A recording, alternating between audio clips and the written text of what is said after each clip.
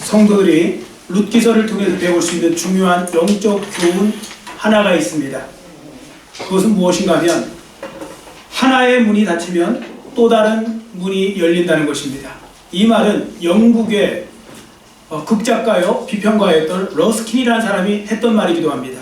하나의 문이 닫히면 또 하나의 문이 열린다. 여러분, 인간의 절망은 하나님의 희망의 시작일 때가 많다는 사실을 기억하실 필요가 있습니다. 특히 하나님의 자녀들인 성도들에게는 더욱더 그러합니다. 그리고 또 한 가지 사실을 기억할 것은 아무리 절망적인 상황이 올지라도 여러분께서 절망을 선택하지 않으시는 한 그 무엇도 우리를 절망시킬 수 없다는 것입니다. 여러분, 그런 의미에서 인생은 해석에 달려있다 말도 맞는 말씀이죠. 자기 인생에 대해 어떤 관점으로 해석하냐에 따라서 정반대의 인생을 결정하고 또 살 수도 있는 것입니다. 자, 예를 들어서 우리는 실패에 대해서 이렇게 해석을 할 수 있겠죠. 먼저 대부분의 사람들이 생각하는 겁니다. 실패에 대해서. 실패는 말 그대로 실패, 실망, 불행한 것, 좌절, 이런 것들을 생각하는 겁니다. 그런데요, 믿음을 가진 소수의 사람들이 해석하는 실패에 대한 다른 견해가 있습니다. 다른 해석이죠. 그것은 무엇인가 하면요, 나를 사랑하시는 하나님께서 그것보다 더 좋은 생각을 하고 계심을 뜻하는 것으로 이 실패를 받아들이는 것입니다. 이 말은 누가 했느냐면 미국의 수정교회 담임 목사이셨던 로버트 슐러 목사님이 하셨던 말씀입니다. 자, 그분이 이렇게 말했습니다. 한번 잘 들어보세요. 여러분, 실패는 하나님께서 당신을 버리셨다는 의미가 아닙니다. 당신이 경험한 실패가 정말로 의미하는 것은 하나님께서 당신을 위해 그보다 더 좋은 생각을 하고 계시다는 것을 의미하는 것입니다. 여러분, 저는 이 로버트 슐러 목사님의 이 견해에 전적으로 동의합니다. 그렇습니다. 우리가 때로 경험하는 실패는 단순한 실패가 아닌 것입니다. 그러므로 소망의 하나님을 모시고 살아가는 성도들은 설령 실패했더라도 좌절을 선택하지 마시고 적극적으로 소망을 선택하시면 됩니다. 여러분께서 스스로 절망하지 않고 어려울수록 더욱더 그 속에서 주님께 메어달릴 수 있다면 하나님께서는 반드시 여러분에게 또 저에게 역전의 은혜를 주실 줄 믿습니다. 아멘. 이게 룻기서가 보여주는 말씀입니다. 자, 룻기서를 실제로 읽다가 보면요, 고향 베들레헴을 떠나 이방인 땅 모압 땅에 가서 살다가 실패를 맛보았던 나오미라는 여인을 하나님께서 어떻게 회복시켜 주시고 어떻게 그녀의 빈잔을 채워주시고 승리케 하셨는지를 분명하게 보여주고 있습니다. 물론 이러한 역전의 은혜, 절망을 희망으로 바꿔주는 이런 말씀은요, 룻기서만 있는 것이 아니라 구약과 신약 전반에 걸쳐서 수없이 많은 곳에서 그 놀라운 일들을 기록하고 있습니다.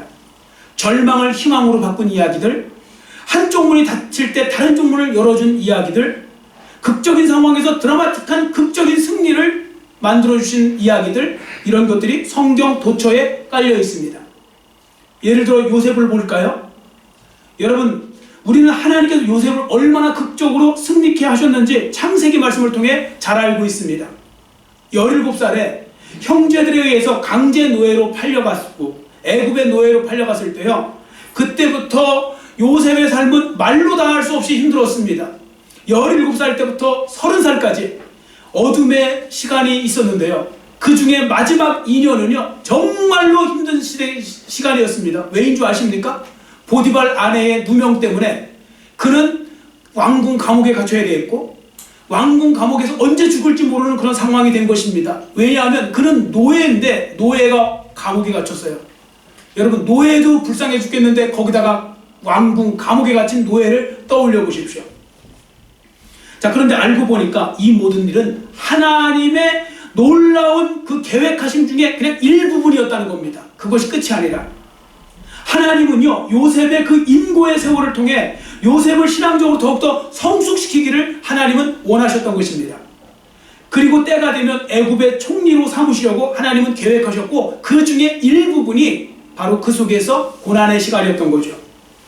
그래서 실제로 보니까요, 하나님의 때가 이르니까 하나님은 요셉을 한순간에 애굽의 총리로 바꿔주시더라는 것입니다.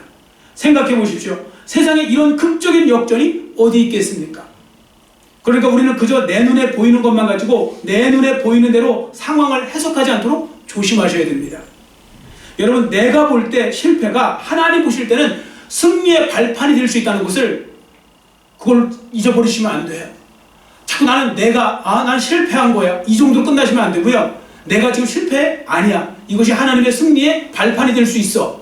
또 그럴 것이야 라고 믿는 건 중요한 것입니다. 자, 그럼 성도들은 인생을 살아가는 동안 그럼 어디에다 초점을 맞추고 살아야 될까요? 무엇에다가 초점을 맞추고 살아야 될지를 이제 우리가 살펴보는데요. 제가 중요한 한 가지 답을 드리도록 하겠습니다. 한번 저를 따라해 주시기 바랍니다. 실패에 초점을 맞추지 말고 남은 것에 초점을 맞추고 살자. 아멘. 예, 실패한 것에 초점을 맞추지 말고 아직 남아있는 것에 초점을 맞추고 살자, 그 말씀입니다. 자, 이제부터 이 말씀이 무슨 말씀인지, 무슨 의미인지 본문을 통해 살펴보겠습니다.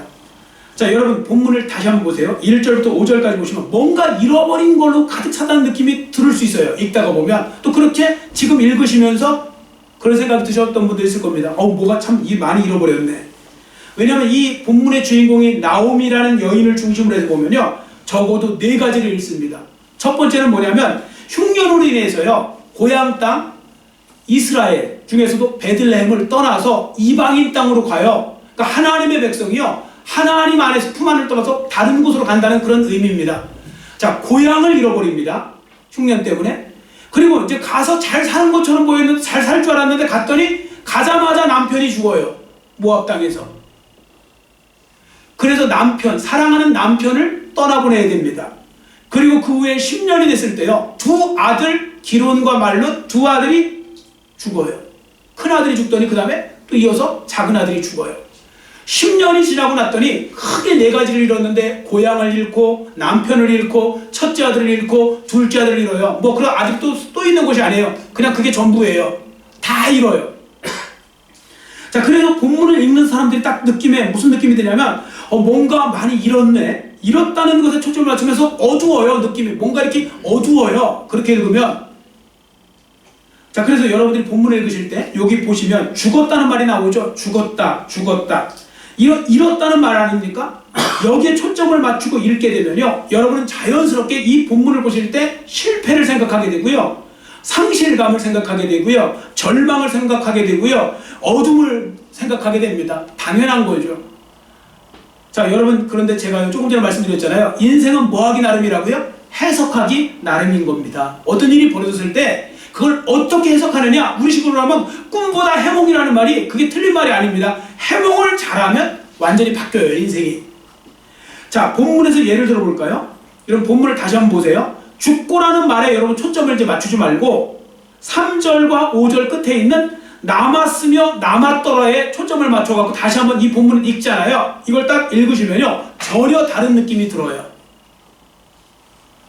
다시 한번 말씀드립니다. 여러분, 인생은 초점을 어디에 맞추고 살아가느냐가 중요하다고 했습니다. 그러면요, 우리의 생각도 달라지고요, 우리의 느낌도 달라지고요, 우리가 내뱉는 말도 달라져요. 자, 그럼 본문을 통해 다시 한번 보실까요? 본문에서 죽고라는 말에 초점 맞추지 말고 어디에 맞추라고요? 남았더라.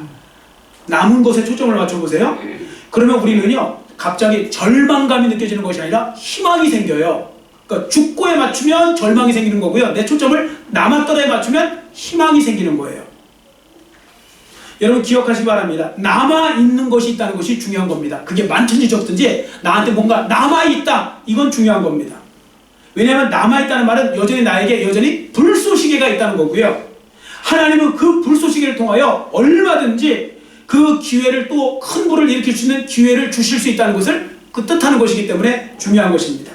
그리고 오늘도 살아 역사하시는 하나님은 잃어버린 것보다 아직 남아있는 것들을 통해 역사하시기를 기뻐하시는 하나님이시기 때문에 그 사실이 중요한 것입니다. 자, 우리가 예를 들어서 보겠습니다. 룻기서를 통해서 우리가 보는데요, 여러분 잘 아시는 바와 같이 나중에 나오미가 졸지예요. 하나님이 크신 은혜로 다윗 왕과 연관이 되는 사람이 돼요. 다윗 왕과. 그리고 더 멀리는요, 예수 그리스도와 연관이 되는 사람이 돼요. 갑자기 이 여인이. 자, 왜 그런가 하면요, 여러분, 다윗의 증조할머니가 누군지 아세요? 다윗의 증조할머니가 룻이에요, 룻. 근데 룻의 시어머니가 나오미니까 다윗하고 그 나오미도 연관이 되잖아요. 어쨌든. 그리고 그 다윗의 후손으로 예수님이 오시니까 예수님과 나오미도 또 연관이 되는 것입니다.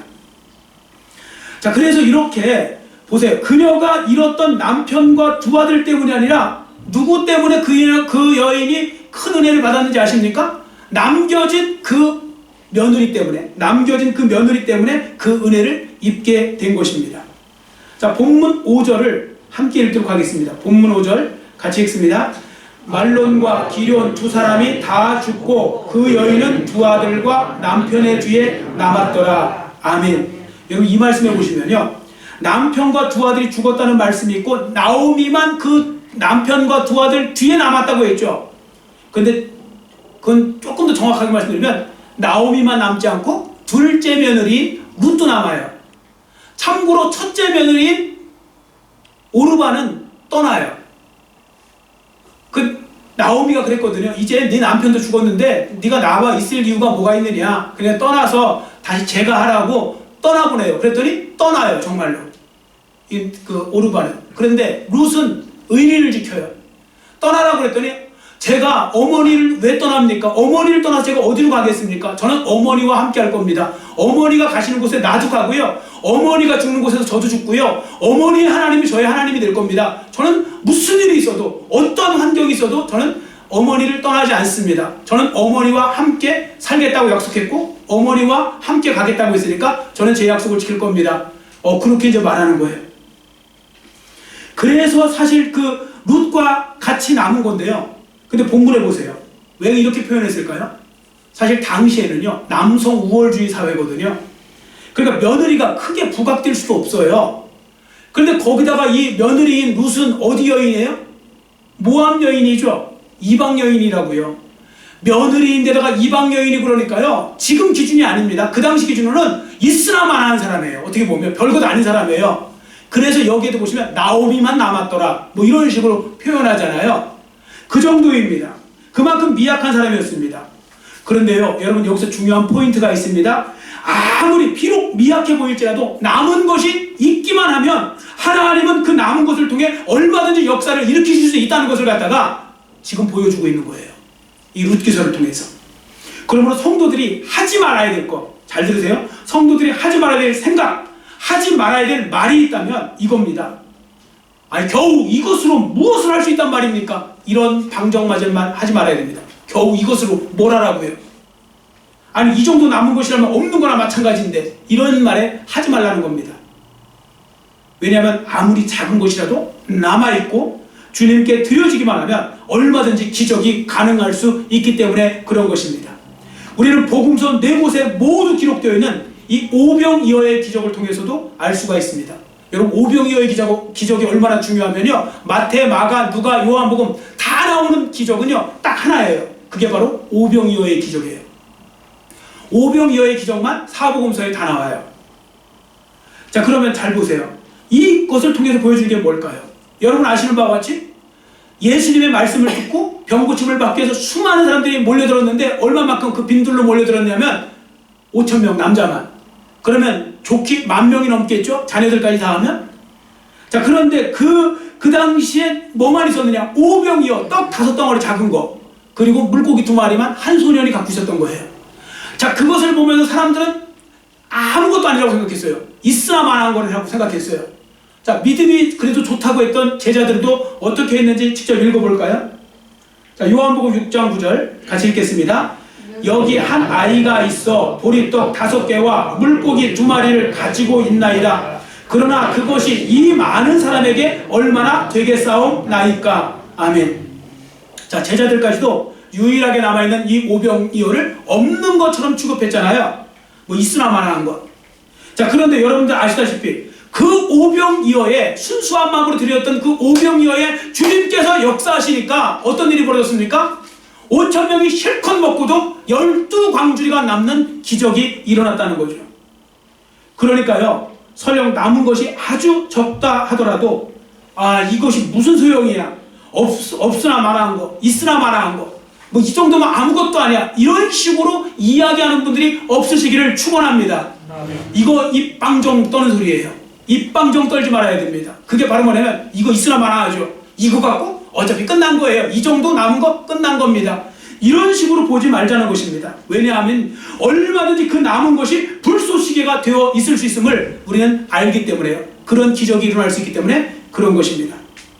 여러분 성경에 보시면 우리의 하늘아버지가 되시는 하나님께서 그리고 우리의 구주가 되시는 예수님께서 하나님의 백성들, 하나님의 자녀들에게 자주 물어보시는 질문 두 가지를 우리가 발견할 수 있어요. 자, 그 질문을 저를 한번 따라해 주시기 바랍니다. 첫 번째 질문이 이거예요. 너는 무엇을 원하느냐?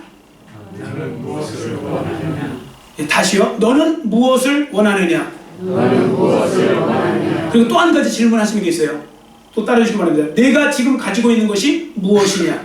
내가 지금 가지고 있는 것이 무엇이냐? 아멘. 내가 지금 가지고 있는 것이 무엇이냐? 또 너는 무엇을 원하느냐? 이걸 물어보세요. 자, 예를 들어 보겠습니다. 출애굽기 4장에 보시면 하나님께서 호렙산에서 불꽃 가운데 나타나셔서 모세에게 하신 말씀이 있죠. 너는 애굽으로 돌아가서 내 백성 이스라엘을 구원해내라고. 자, 그랬더니 모세가 알겠습니다 했습니까? 못 간다고 그랬어요. 못 간다고. 왜냐하면 벌써 모세는요 40년 전에 왕자의 자리를 잃어버리고 왕자였잖아요. 그 왕자의 자리에서 도망 나와서 미디안 광야에서 지금 40년 후 이야기거든요. 이미 절망 가운데서 아무것도 아니라고 생각하고 있었습니다. 그러자 모세를 설득하시는 하나님께서 물어보신 말씀이 있는데요. 그때 이거예요. 그 본문에 보시면 그 출애굽기 4장에 모세야 내 손에 있는 거 지금 뭐야? 이렇게 물어보세요. 내 손에 있는 것이 무엇이냐? 자, 이 질문은 이렇게 볼 수 있습니다. 모세야 지금 너한테 남아있는 거 그래도 있지? 너 남아있는 건 뭐야? 이렇게 물어보신 거라고 볼 수 있습니다. 자, 그러자 모세의 대답이 이렇죠. 지팡이니이다. 한마디 지팡이니이다. 모세의 이 대답은요 굉장히 절망 가운데 한 대답일 수 있습니다. 이런 거죠. 하나님 저는 남은 것이 하나도 없습니다. 벌써 40년 전에 애굽의 왕자의 자리에서 쫓겨난 후로 저에게 남은 것이 없습니다. 이 별 볼 일 없는 마른 막대기와 같은 이 지팡이 하나 남았습니다. 제가 뭘 할 수 있겠습니까? 이거 갖고 뭘 할 수 있겠습니까? 그 많은 것을 가졌을 때도 못했는데 지금 이 지팡이 하나 갖고 뭘 할 수 있겠습니까? 그러니까 저는 못 갑니다. 그런 의미가 될 수 있는 것입니다. 그래서 모세는 자기에게 아무것도 남겨진 것이 없다는 것을 이렇게 강조하고 있었던 것이죠. 자, 그런데 하나님이 어떻게 하신지 아십니까? 그 남겨진 지팡이, 내가 그걸 하나님의 지팡이로 만들어주마. 능력의 지팡이로 만들어주마. 그리고 실제적으로 만들어주세요. 아무것도 없는 것이 아니라 보잘것없는 마른 막대기 같은데 그 막대기를 하나님의 지팡이로 만들어줬다고. 출애굽기 4장 20절이 그 말씀 아닙니까? 모세가 애굽으로 갈 때 하나님의 지팡이를 손에 잡았더라. 그 마른 막대기를 하나님의 지팡이로 만들어 주신 것입니다. 그래서 나중에 어떻게 됩니까? 그 지팡이로 10가지 재앙을 일으키고요. 애굽에다가. 그리고 홍해를 가르고요. 이런 놀라운 역사들이 일어나기 시작한 것입니다. 여러분 이렇게 비록 작더라도요. 남아있다는 건 중요한 거고요. 남아있다는 건 여전히 희망이 있는 거고요. 남아있다는 건 여전히 기회가 있다는 의미가 되는 것입니다. 자, 우리 이러한 예는 사르밧 과부를 통해서도 우리가 배울 수 있죠. 사르밧 과부. 열왕기상 17장에 보시면 엘리야 선지자가 그 과부의 집에 찾아갔을 때 그녀가 어떤 형편에 있었는지 여러분들 아실 것입니다. 어떤 형편에 있었냐면요. 흉년이 너무 들어갔고요. 흉년이 들어서 통에 가루 한 움큼, 병에 기름 조금 남아서요. 마지막 조금 양식 이렇게 마지막 한 끼 식사 먹으면 끝이에요. 사르밧 과부는 정말로 이거 먹고 죽으리라고 이야기했어요. 자기 입으로. 그런데도요. 사르밧 과부에게 하나님이 말씀하신 게 있어요. 주의 종이 올 텐데 그 주의 종 엘리야 선지자를 대접하라고. 또 엘리야 선지자한테도 하나님이 말씀하셨어요. 엘리야 선지자한테 너 가서 그거 달라고 그러라고. 그래서 마지막 걸 요리해갖고요. 제일 먼저 주의 종에게 드리고 자기들이 먹고 끝나려고 했어요. 그 여인이. 그랬는데 어떤 일이 벌어진지 아십니까? 그 나머지 그 조금 한 줌의 밀가루, 아니 보리가루, 한 줌의 보리가루, 그리고 또 조금의 그 기름이요. 결국 어떤 일이 벌어졌냐면요. 흉년이 다 지나가고 이스라엘에 비가 내려서 다시 살게 될 때까지요. 통에서 그게 떨어지지 않는 거예요. 마지막인 줄 알고 먹었는데 그 다음날 또 있어요. 마지막인 줄 알고 먹었는데 그 다음날 또 있어요. 이런 놀라운 기적이 벌어지게 된 것입니다. 자, 열왕기상 17장 16절. 앞에 보시고 같이 읽겠습니다. 여호와께서 엘리야를 통하여 하신 말씀같이 통에 가루가 떨어지지 아니하고 병의 기름이 없어지지 아니하니라. 아멘. 자, 보십시오. 남겨진 것이 작을지라도 그것이 하나님께 드려졌더니 하나님의 기적을 얼마든지 일으키는 그런 기회가 되었던 것입니다. 그러므로 성도들은 남겨진 것이 작은 것일 때 지혜 포기하지 말고요, 낙심하지 마시고 그것으로 인해 실망하거나 좌절하지 마시고요, 그 남겨진 것을 그래도 하나님 앞에 드릴 수 있는 그런 믿음의 소유자가 되시기를 축원합니다. 버리는 것이 아니라 그걸 드리는 거예요. 하나님 앞에 남겨진 것을. 여러분, 그러면 놀라운 하나님의 기적을 경험할 수 있습니다. 우리가 여러분들 기억하셔야 될 것은요, 하나님은요 여러분에게 없는 것 요구하시는 하나님은 아니세요. 하나님 주지도 않으시고 요구하시는 하나님은 아니세요. 하나님은요 우리에게 주신 것, 또 우리에게 남아있는 것, 그걸 요구하세요. 내 손에 든 것이 무엇이냐, 그 남은 것을 가지고 내가 역사할 테니 나에게 맡기라고 주님은 말씀하세요. 여러분, 우리도 인생을 살다 보면 원하지 않든 원하든 잃어버리는 것들이 있습니다.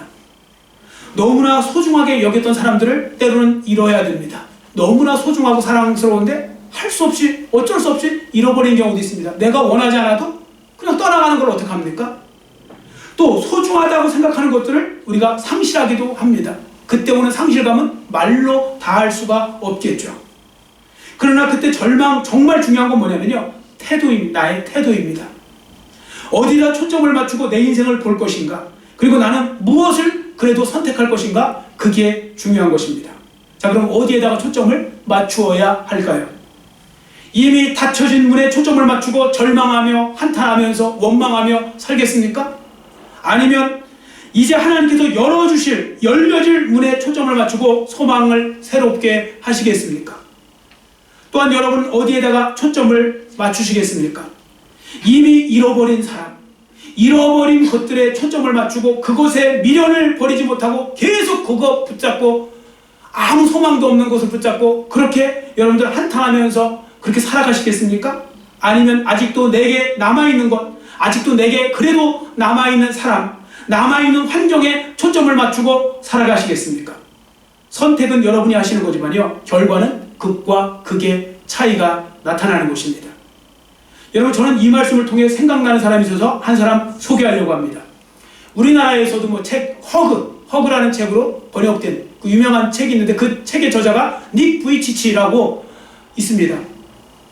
뭐 그 책을 갖고 있는 분도 있을 거예요. 사지가 없어요. 팔다리가 없이 태어났어요. 세르비아 계통 사람인데 팔다리가 없어요. 태어날 때부터. 기독교 가정인데요, 독실한 기독교 가정인데 사지가 하나도 없는 거예요. 정말로. 저가 책 봤거든요. 몸통에 발 쪽에 그 하체 쪽에 그 발만 조금 붙어 있어요. 발가락 3개인가? 이렇게 하여튼 조금 붙어 있어요. 그런데요, 여러분, 그러니까 얼마나 힘들었겠습니까? 이 닉 부이치치가 나중에 그 간증하는 걸 제가 지금 미국에서 한 2번 정도 참여를 했는데 들었어요. 그분이 하는 말이 이렇게 말해요. 8살 때부터요 자살을 생각했대요. 세상 8살짜리가 죽음을 생각했다는 거예요. 하도 놀림을 당하고 그래서 자살을 생각했대요. 근데 어느 날 주님을 깊이 체험하게 됩니다. 그리고 그의 생각이 달라집니다. 그는 모든 것이 하나님의 섭리 가운데 되어진 것이고 하나님의 뜻이 있다는 것을 받아들입니다. 그러니까요, 보는 시각이 달라지는 거예요. 보는 시각이. 그래서 시각을 바꿨어요. 관점을 바꿨어요. 초점을 바꿨어요. 예를 들어서 그는 자신이 지금 갖지 못한 것에 대해서 더 이상 초점을 맞추지 않고 거기다가 자기에게 지금 그래도 남겨진 것이 있으니까 그것에 대해서 초점을 맞춰요. 그래서 그는요, 내가 지금 이걸 갖고 뭘 할 수 있어가 아니라, 요 정도 갖고 뭘 할 수 있어가 아니라 내가 할 수 있는 걸 해봐야지. 그래서 하는데요, 세상에 수영을 해요. 그리고요, 제가 직접 눈으로 봤는데요, 막 강대상 이 위에다가 이제 이렇게 강연 같은 거 할 때 여기다 올려놓을 수밖에 없어요. 워낙 몸통밖에 없으니까 사람이 머리랑 발이나만 되고 발로요, 뭐 그 테니스 공 갖고 오라고 그러더니요, 그 공을 빡 차면요, 정확하게 내가 맞추게 하면 글로 날아가서 정말 맞아요. 그러니까 별의별 걸 다 해요. 그 팔다리가 없는 사람이. 제가 그거 보고 참 놀랬거든요. 근데 그분이 이제 나중에 목사님도 되고 그랬어요. 근데 지금도요, 전 세계 많은 곳에 다니면서요, 얼마나 많은 사람들에게 위로와 상처를 씻어주는 일을 하는지 아십니까? 여러분들 소위 잘난 사람들 있잖아요. 금수저 물고 태어난 사람들이 잘나갖고 막 이렇게 저기서 가서 사람들 앞에 강연하면요, 듣는 사람이 그냥 주눅이 확 들어버리고 그냥 막 의기소침이 돼버리고, 아, 역시 저런 세상에 나는 뭐 하는 건가, 이렇게 오히려 사람들이 상처받을 때요, 그분이 가서요 설교를 하고요, 그분이 가서 간증을 하잖아요. 그래도 예수님은 저를 사랑하십니다, 예수님 여러분 사랑하십니다 그러면 막 은혜가 되면서요 막 울어요 사람들이. 그리고 마지막에 끝나면요, 그분이 기회를 줘요. 뭐 다 하는 것이 아니라 그냥 정말 자기가 이렇게 뭐 느끼고 싶은 사람들은 그러니까 허그할 수 있는 기회를 줘요. 한번 안아볼 수 있는 기회도 줘요. 저도 가서 안아봤어요. 안는데요, 정말 안고 딱 안는데 잠깐 이렇게 안는데도 막 눈물이 막 얼마나 나는지요. 그러면서 그런 거, 이런 분도 사는데, 저도 그때 미국에서 힘들었을 때요, 이런 분도 사는데 이렇게 살고 이렇게 영광 돌리는데 내가 뭘 못한단 말인가, 내가 왜 이것에서 불평하고 원망한단 말입니까? 이런 식의 어떤 생각이 들면서요, 막 이렇게 많이 상처가 회복되는 시간을 갖고 있습니다. 제가 그래서 그 사진을 좀 부끄럽지만 좀 보여드리려고요. 처음 보여드리는데, 예, 이분이에요. 지금 몸통밖에 없잖아요. 지금 이게 그 상위에 이렇게 저 다리, 그러니까 몸 팔다리가 없는 거예요. 그런데도요, 제가 저기 딱 이렇게 앉는데요, 정말 그렇게 많이 위로가 되고 정말 마음의 상처가 회복되어지고요, 뭐 그런 일들이 벌어지더라고요. 그러니까 이제 그만큼 여러분들 이게 참 귀하게 쓰임 받는 거죠. 자, 이제 그만 보시고 여러분 본문에 그 나오미 보세요. 고향을 잃었죠. 사랑하는 남편을 잃었어요. 얼마나 남편한테 기대한 거 많았을까요? 얼마나 남편한테 바라는 것도 많았을까요? 또 사랑하는 두 아들, 남편보다 자식을 더 사랑하잖아요, 부인들은. 남편을 잃은 것도 거기다 힘들어 죽겠는데 두 아들을 잃었어요. 그 두 아들한테 기대하는 바가 얼마나 컸을까요? 두 아들한테 온 힘과 정성과 사랑 다 쏟았을 텐데, 근데 떠나버렸어요. 마치 모든 것을 잃어버린 것이나 진배 없이 보이는 절망적인 상황이 된 것입니다. 그러나 나오미는요, 자신의 삶을 그래도 포기하지 않고 할 수 있는 걸 해요. 그게 뭔지 아십니까? 내가 깨달아요. 아, 내가 하나님의 품을 떠났구나. 흉년이 들어도 절대 떠나면 안 되는데, 베들레헴에서요 모압으로 떠났다는 이야기는 무슨 뜻이냐면, 이방 세계로 갔다는 이야기는 내가 신앙생활하다가 힘들어갖고 다시 세상으로 나갔다는 얘기랑 똑같은 거예요. 왜냐면 하나님은 이스라엘 백성들에게 이스라엘 안에서, 이스라엘 가나안 땅에서 살라고 그랬지 모압 땅으로 가는 소리 없거든요. 그런데 흉년 때문에 간 거예요. 그런데 같이 보니까 더 악화된 거예요. 그럼 이제는 난 끝났어가 아니라 나 다시 돌이켜야지. 그래서 다시 베들레헴으로 돌아옵니다. 누구랑요? 그 이름도 없었던 그 며느리, 이방 여인 룻과 함께 돌아옵니다. 그랬더니 하나님께서요, 그녀에게 복을 주셨는데 어떻게 주셨는지 아십니까? 그녀에게 남겨진 아무것도 아닌 것처럼 보이는 룻을 통해서 그 놀라운 역사를 하나님께서 일으켜 주신 것입니다. 정작 기대했던 사람은 다 떠나버리고 배신하고 또 떠나버리고 마는데 없어지고, 그런데 정작 남겨진 이름 모를 그 여인을 통하여 하나님의 역사가 일어나게 된 것입니다. 회복의 은혜, 기적의 은혜를 베풀어 주신 것이죠. 여러분, 이렇게 성도들에게는 남겨져 있는 것이 중요한 것입니다. 그러니까 남겨져 있는 것을 볼 줄 아는 그런 여러분들 지혜가 있어야 돼요. 그러므로 끝날 때까지 끝난 것이 아니라는 말씀이 있죠. 아무리 힘들고 어려운 상황이 오더라도 포기하지 마시고 절망하지 마시고 남겨진 것을 바라보고 더 간절한 마음으로 주님께 드리시기를 축원합니다. 하나님께서 하나님의 지팡이로 만들어 주실 줄 믿습니다. 그러니까 여러분, 아무것도 없는 사람은 없거든요. 하다못해 사지도 없고 손발이라도 있지 않아요. 그러니까 여러분, 그걸 드리면 돼요. 그 남겨진 걸 갖고 포기하지 말고 나가면 하나님께서 반드시 놀라운 역사를 일으켜 주실 것이고요, 오병이어와 같은 기적도 일으켜 주시는 것입니다. 여러분 모두 이런 은혜를 마음껏 누리며 사시는 귀하옵된 믿음의 사람들의 삶이 될 수 있도록 간절히 빌고 원하고요, 그렇게 승리하는 삶이 되시기를 간절히 빌고 원합니다. 기도하겠습니다. 사랑의 하나님 아버지, 감사합니다. 오늘은 말씀을 통하여서 없는 것 같고 떠난 것 같고 버려진 것 같고 없어진 것 같고 거기에 초점 맞추지 말고 남겨진 것에, 작든지 크든지 남은 것에 초점을 맞춰서 그 남은 것을 하나님께 드리라는 말씀을 통해 보았습니다.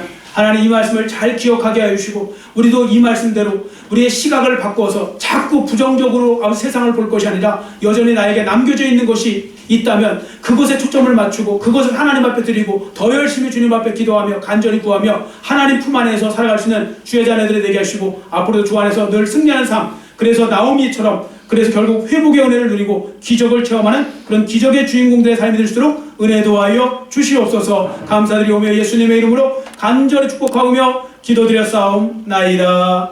아멘. 350